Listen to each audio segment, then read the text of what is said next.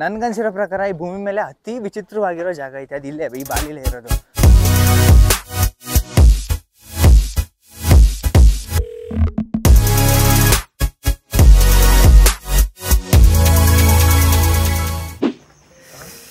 Yeah, where is driver?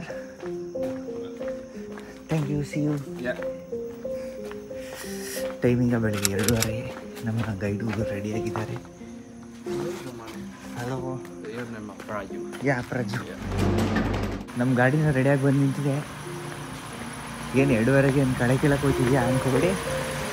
ಬೆಟ್ಟ ಹತ್ತಕ್ಕೆ ಹೋಗ್ತಿದ್ದೀವಿ. ಅದು ನಾರ್ಮಲ್ ಬೆಟ್ಟ ಅಲ್ಲ, ಆಕ್ಟಿವ್ ವಾಲ್ಕನ್. ರಾತ್ರಿ ಇಡೀ ನಿದ್ರೇನೇ ಎಲ್ಲ ಗುರು. ಈಗ ಟೈಮ್ ಆಲ್ರೆಡಿ 2:45 ಆಗೈತೆ. ವಾಚ್ ಏನು ತಂದಿಲ್ಲ, ಸುಮ್ಮನೆ ಡೌ ಮಾಡ್ತಿರೋದು ನೋಡ್ತಾರ ಅಷ್ಟೇ. ಏನೋ ಕಾಫಿ ಬ್ರೇಕ್ ಅಂತ 5 ನಿಮಿಷ ಆಯಿತು ಕರ್ಕೊಬಂದು ಕಾಫಿ ಬ್ರೇಕ್ ಅಂತ ನಿಲ್ಸೋದ್ರೆ ಎಲ್ಲೋದ್ರೂ ಬುದ್ಧಿ ಬಿಡೋದಿಲ್ಲ. ಕಳ್ಳುಡಿ ಟೇಸ್ಟ್ಗೆ ಕುಷ್ಠರೋಗ ಬರ್ಸೋ ಅಂಥ ಕಾಫಿ ಇದು. ನಾನು ಬರೀ 6 ಜನ ಹತ್ತಕೋಯ್ತಿದ್ದೀವೇನೋ ಅಂತ ಅಂದ್ಕೊಂಡೆ ಸ್ಟಾರ್ಟಿಂಗು. ಈ ಕಾರಲ್ಲಿದ್ದ ಜನ ನೋಡ್ಬಿಟ್ಟು ಇಲ್ಲಿ ನೋಡಿದ್ರೆ ಜನ ಜಾತ್ರೆಗಿರು. ಟೈಮಿಗ 3:56. ಸಿಕ್ಕಾಬಟ್ಟೆ ಜನ ಅವರೇ. ಇಲ್ಲಿಂದ ಇನ್ನು 2 ಅವರಲ್ಲಿ ನಿಮ್ಗೊಂದು ವ್ಯೂ ಸಿಗುತ್ತೆ. ಕೌಜಿ ಕಾಯ್ತಾ ಇರಿ.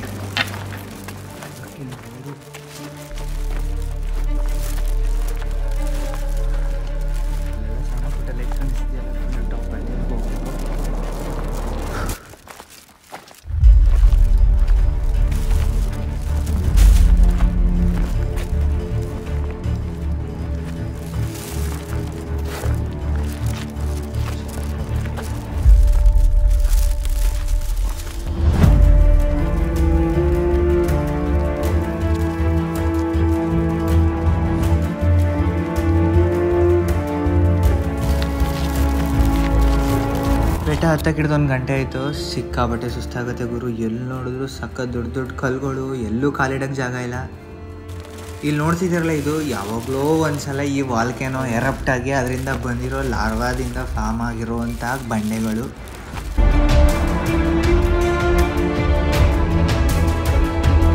ಕಮ್ಮಿ ಜನ ಇಲ್ಲ ಗುರು ಇಲ್ಲಿ. ಎಲ್ಲಿ ನೋಡಿದ್ರು ಬರೀ ಟಾರ್ಚ್ಗಳೇ ಕಾಣಿಸ್ತಿದ್ದಾವೆ. ಸಿಕ್ಕಾಪಟ್ಟೆ ಜನ ಇದ್ದಾರೆ.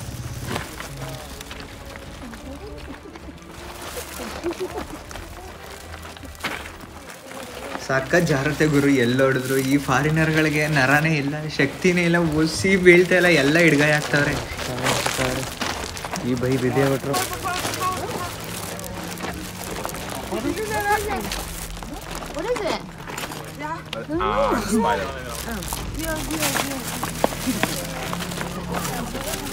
ಒಂದೂವರೆ ಗಂಟೆ ಆಯಿತು. ಆಲ್ಮೋಸ್ಟ್ ಮುಗಿಸಿದ್ವಿ ಅನಿಸ್ತದೆ. ಬಂದಿದ್ದು ವ್ಯೂಗೆ ರೆಡಿ ಆಯ್ತಾ ಇದ್ದೀವಿ.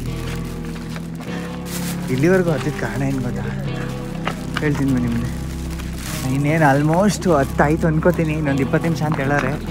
1:45 ಗಂಟೆ ಆಯಿತು. ಅದು ಈ World War III ಏನಾದರೂ ಆದರೆ ಅದನ್ನ ಹೆಂಗೆ ತಡೆಯೋದು ಅಂತ ಅಕ್ಕ ಹೇಳ್ತಾವ್ರೆ, ಕೇಳಿಸ್ಕೊಳ್ಳಿ.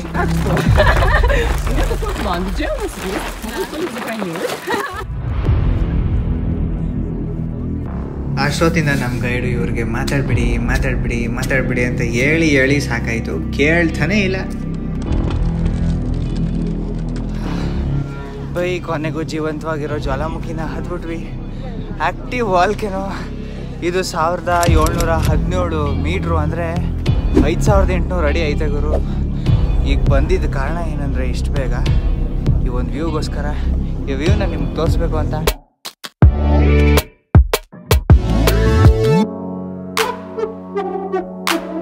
ಸೂರ್ಯ ಉದಯ ಆಗೋ ಸಮಯ. ವೆದರ್ ಮಾತ್ರ ಸಿಕ್ಕಾಬಟ್ಟೆ ಕೋಲ್ಡು. 14 ಡಿಗ್ರಿ ಐತಂತೆ. ನಮ್ಮ ಬಾಡಿ -32 ಡಿಗ್ರಿವರೆಗೂ ತಡ್ಕೊಳ್ಳುತ್ತೆ. ಆದರೂ ಇಂಡಿಯನ್ಸ್ಗೆ ಸ್ವಲ್ಪ ಕಷ್ಟ. ಅದ್ರಲ್ಲಿ ಸೌತ್ ಇಂಡಿಯನ್ಸ್ಗೆ ನಾವು ಅಷ್ಟೊಂದು ಕೋಲ್ಡ್ಗೆ ಅಡ್ಜಸ್ಟ್ ಆಗಿರೋದಿಲ್ಲ.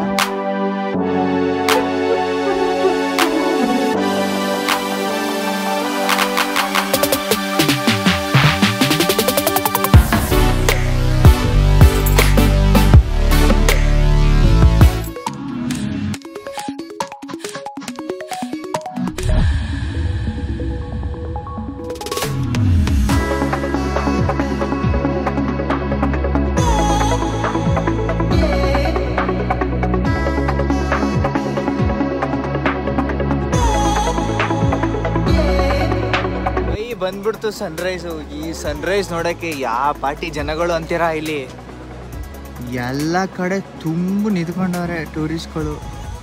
ಇಲ್ಲಿಂದ ಯಾವ ಜಾಗನೂ ಗೊತ್ತಿಲ್ಲ, ಯಾವ್ಯಾವ ಮೂಲೆಯಲ್ಲಿ ಜಾಗ ಆಯಿತೋ, ಇದು ಈ ಇಡೀ ವಾಲ್ಕೆನೋಲ್ಲಿ ಯಾವ ಮೂಲೆಯಲ್ಲಿ ಎಲ್ಲಿ ಜಾಗ ಆಯಿತೋ ಎಲ್ಲ ಕಡೆ ನಿಂತ್ಕೊಂಡವ್ರೆ. ಸಿಕ್ಕಾಬಟ್ಟೆ ಜನ ಗುರು, ಸಕ್ಕತ್ತಾಗಿರುತ್ತೆ ಮಾತ್ರ ಈ ವ್ಯೂ. ಸಿಕ್ಕಾಬಟ್ಟೆ ದೊಡ್ಡ ವಾಲ್ಕೆನೋ ಗುರು ಇದು, ಯಾವ ಲೆವೆಲ್ಗೆ ಎರಪ್ಟ್ ಆಗಿರಬೇಡ. ಏನು ಬರೀ ವಾಲ್ಕೆನೋ ಅಂತಿದೆಯಲ್ಲ, ಏನು ಕಾಣಿಸ್ತಾನೆ ಇಲ್ಲ ಅಂತಿದ್ದೀರಾ? ಒಂದೇ ಒಂದು ನಿಮಿಷ ಹೋಗೋಣ. ಸೂರ್ಯ ಉದಯ ಆಗಿ ಬಿಸಿಲು ಬಂದರೂ ಚಳಿ ಮಾತ್ರ ತಡೆಯೋಕ್ಕಾಯ್ತಿಲ್ಲ. 14 ಡಿಗ್ರಿಯಿಂದ ಒಂದು 17 ಡಿಗ್ರಿ ಆಗಿರ್ಬೋದು. ಮನುಷ್ಯನ ಬಾಡಿಗೆ -32 ಡಿಗ್ರಿ ತಡ್ಕೊಳ್ಳೋಷ್ಟು ಕೆಪಾಸಿಟಿ ಇದ್ದರೂ ಎಲ್ಲರೂ ಒಂದೇ ಥರ ಇರಲ್ಲ. ನಮಗೆ ತಡ್ಕೊಳ್ಳೋದು ಸ್ವಲ್ಪ ಕಷ್ಟ. ಲೋಯೆಸ್ಟ್ ರೆಕಾರ್ಡೆಡ್ ಟೆಂಪ್ರೇಚರ್ ಅಂದರೆ -89 ಅಂಟಾರ್ಟಿಕಾದಲ್ಲಿ.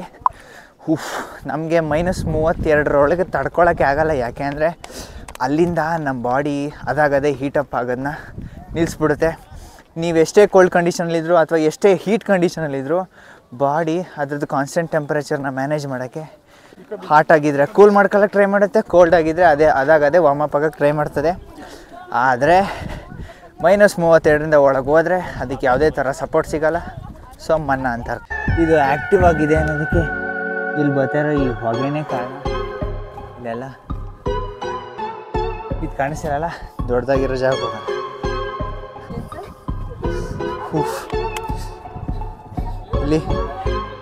ಇಲ್ಲಿಂದ ಎಲ್ಲ ಬರ್ತಾಯಿದೆ ಸ್ಟೀಮು, ಹೊಗೆ. ಬದುಕಿದೆ ಕಾರಣದ ಹೊಗೆ. ಬರ್ಡೇಗೆ ಹೋಗಿ ನೋಡೋಣ.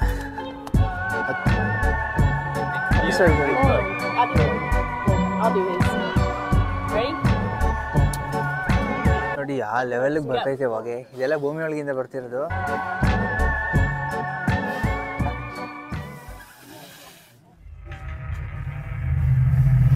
ಇದೆ ಹಂಗೆ ಓದಿದ್ರೆ ಬರಲ್ಲ, ಅಷ್ಟು ಬರಲ್ಲ. ಅದೇ ಗಂಧದ ಕಡ್ಡಿ ಇಟ್ಕೊಂಡಿದ್ರೆ ಅಷ್ಟು ಬರ್ತಿದೆ, ಇಲ್ಲಿದ್ರೆ ಬರಲ್ಲ.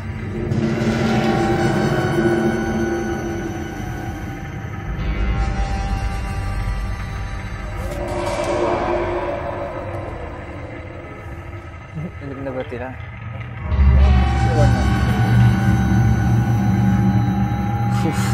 Thank you. ನೋಡಿ ಇದೆ ವಾಲ್ಕೆನೋ ಆ್ಯಕ್ಟಿವ್ ಆಗಿದ್ದಾಗ ಎಲ್ಲೆಲ್ಲಿಂದ ಹೋಗ್ತಿರ್ತದೆ. ಲಾರ್ವಾ ಬರೋದು, ಆದರೆ ಇದರಿಂದ ಹೀಟ್ ಬರ್ತಿದೆ. ಇಲ್ಲಿ ಮೊಟ್ಟೆ ಬೇಯಿಸ್ತವ್ರೆ. ಏನಿಲ್ಲ, 10 ನಿಮಿಷ ಇಟ್ಟರೆ ಕರೆಕ್ಟಾಗಿ ಮೊಟ್ಟೆ ಬೇಯುತ್ತಂತೆ. ಸಿಕ್ಕಾಬಟ್ಟೆ ಹೀಟ್ ಇದೆ ಗುರು. It's to heat. ಈ ಜ್ವಾಲಾಮುಖಿಯಿಂದ ಲಾರ್ವಾ ಬರೋದು. ಆ ಲಾರ್ವಾ ಎಷ್ಟು ಹೀಟ್ ಆಗುತ್ತೆ ಅಂದರೆ 1350 ಡಿಗ್ರಿ ಅಷ್ಟು ಹೀಟ್ ಆಗ್ಬೋದು.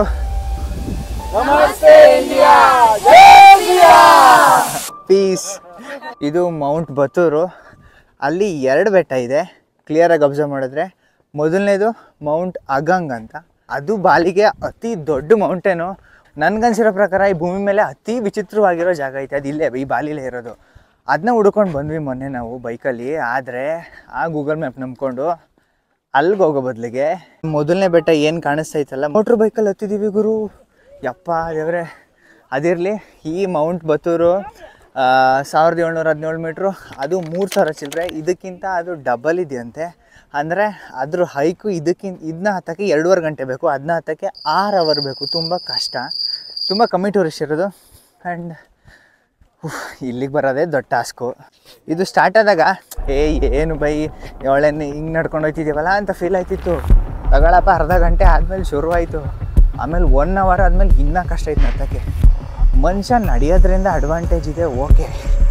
ಆದರೆ ಇದು ಹಾರ್ಟ್ ಪೇಷಂಟ್ಗಳೆಲ್ಲ ಇದನ್ನ ಟ್ರೈ ಮಾಡೋಕ್ಕೆ ಹೋಗ್ಬಾರ್ದು. ಯಾಕೆಂದರೆ ಸಿಕ್ಕಾಬಟ್ಟೆ ಪ್ರೆಷರ್ ಬೀಳ್ತದೆ ನಮ್ಮ ಕಾರ್ಡಿಯಾಕ್ ಸಿಸ್ಟಮ್ ಮೇಲೆ. ಯಾಕೆಂದರೆ ತುಂಬ ಹತ್ತಬೇಕು, ಕಾನ್ಸ್ಟೆಂಟಾಗಿ ಸುಸ್ತಾಯ್ತಾನೆ ಇರ್ತದೆ. ಆ್ಯಂಡ್ ನಿದ್ರೆ ಇರಲ್ಲ. ಆ್ಯಕ್ಚುಲಾಗಿ ನಾನು ನಿದ್ರೆ ಮಾಡಿರೋದು ನೆನ್ನೆ ಇಷ್ಟೊತ್ತಲ್ಲಿ 24 ಅವರಿಂದ ನಾನು ನಿದ್ರೆನೇ ಮಾಡಿಲ್ಲ. ಈ ನಿದ್ರೆ ಬಗ್ಗೆ ಸೈನ್ಸ್ಗೂ ಕನ್ಕ್ಲೂಷನ್ಸ್ ಇಲ್ಲ ಬಿಡಿ. ಯಾಕೆಂದರೆ ಕೆಲವ್ರಿಗೆ ತುಂಬ ಕಮ್ಮಿ ನಿದ್ರೆ ಬೇಕು, ಕೆಲವರಿಗೆ ಜಾಸ್ತಿ ನಿದ್ರೆ ಬೇಕು. ಸಿಕ್ಕಾಪಟ್ಟೆ ಹಿಂಸೆ ಮಾತ್ರ, ಹತ್ತದ್ದು ಇಳಿಯೋದಿಲ್ಲ. ಇದು ವಾಲ್ಕೆನೋ ಅಂತ ಹೇಳಿದೆ. ಒಬ್ಬ ಮನುಷ್ಯ ಕಂಟಿನ್ಯೂಸ್ 10 ದಿನ ನಿದ್ದೆ ಮಾಡಿಲ್ಲ ಅಂದರೆ 11ನೇ ದಿನಕ್ಕೆ ಅವನು ಸತ್ತೋಯ್ತಾನೆ. ಆ್ಯಂಡ್ ಅದೇ ಥರ 10 ದಿನ ಕಂಟಿನ್ಯೂಸ್ ಅವನೇನು ನೋಡಲಿಲ್ಲ ಅಂದರೆ 10 ದಿನ ಅವ್ನು ಕಂಟಿನ್ಯೂಸ್ ಕತ್ಲೆಲಿದ್ದರೆ 11ನೇ ದಿನಕ್ಕೆ ಅವನಿಗೆ ಕಣ್ಣು ಕಾಣಿಸೋದೇ ಇಲ್ಲ. ಆದರೆ ಈ ಮೌಂಟ್ ಬತೂರು ಲಾಸ್ಟ್ ಎರಪ್ಟ್ ಆಗಿದ್ದು, ಅಂದರೆ ಲಾಸ್ಟ್ ಉಕ್ಕಿರೋದು 2000ನೇ ಇಸ್ವಿಲಿ, ಅಂದರೆ 23 ವರ್ಷದ ಮುಂಚೆ. ಈಗ ಸದ್ಯಕ್ಕೆ ಆಗಲ್ಲ ಅನ್ನೋ ಸೋರ್ಸಸ್ ಇದೆ. ಆ ಲಾರ್ವಾದಿಂದ ಯೂಸಸ್ ಇದೆ. ಭೂಮಿ 80%ಗಿಂತ ಜಾಸ್ತಿ ಉತ್ಪತ್ತಿ ಆಗಿರೋದೇ ವಾಲ್ಕೆನೋದಿಂದ ಅನ್ನೋದೊಂದು ಸೋರ್ಸು, ಸೈನ್ಸು.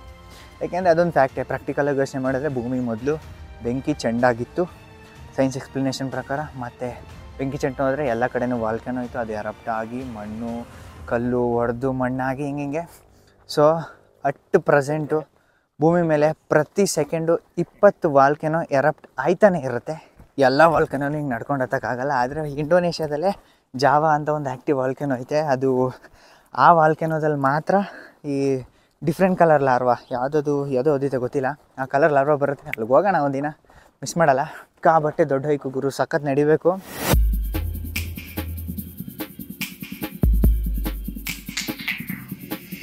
ಹತ್ತದಕ್ಕಿಂತ ಇಳಿಯೋದೇ ಕಷ್ಟ ಅಲ್ಲ ಗುರು. ಹತ್ತುವಾಗ ಅಷ್ಟೊಂದು ಕಾಲ ನಿಂತಿತ್ತು, ಅದೇ ದೊಡ್ಡ ಟಾಸ್ಕು ಅಂದ್ಕೊಂಡಿದ್ರೆ ಇಳಿಯೋದು ಇನ್ನೂ ಹಿಂಸೆ. ಇಲ್ಲೇ ಹಿಂಗೆ ಇನ್ನೂ ಹೋಯ್ತಾ ಸಿಕ್ಕಾಬಟ್ಟೆ ಸ್ಲೋಪ್ ಐತೆ.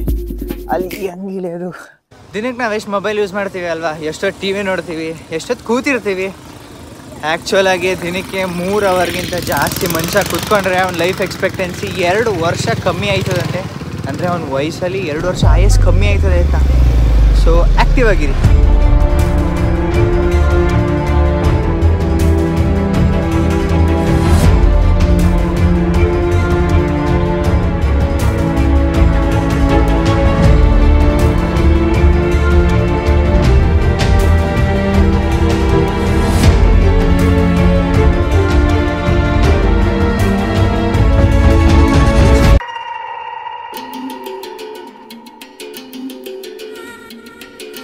ಗುರು ಫೀಲ್ ಇದು ಇವಾಗ ಅರ್ಥ ಆಯ್ತೈತೆ ಜನ ಏನಕ್ಕೆ ಚಿನ್ನ ಚಿನ್ನ ಚಿನ್ನ ಅಂತ ಸಾಯ್ತಾರೆ ಅಂತ.